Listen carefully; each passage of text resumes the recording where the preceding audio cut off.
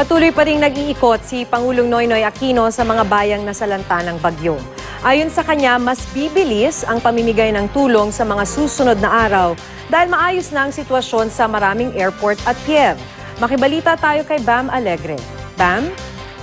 Maki, alas 10:30 ng umaga nang dumating dito si Pangulong Noynoy Aquino sa kanyang helicopter. Kasama niya rin si DSWD Secretary Mar Rojas, DSWD Secretary Dinky Sleman at si DPWH Secretary Babe Singson. At sa pagdating nila rito sa airport, nagkaroon lamang ng ceremonial turnover ng relief goods at pumunta na siya sa City Hall para magkaroon ng command conference na hindi open sa media. Sa pagbisita rito ni Pangulong Aquino na nagpasalamat siya sa Ormoc dahil bagamat malawak ang pinsala na tamo ng lungsod ay naging bukas ang pier nito at ang paliparan para maging relief hub para sa mga kalapit na bayan dito sa Leyte.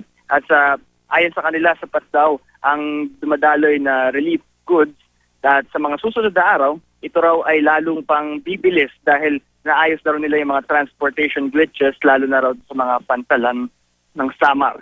At dito sinabi rin ni Pangulong Aquino na yung mga kababayan natin sa Ormoc ay wala daw dapat ipag-alala dahil lang mag-isasaayos daw muli yung kanilang relief distribution system. Yan ang latest mula rin sa Ormoc. Balik sa'yo, Maki.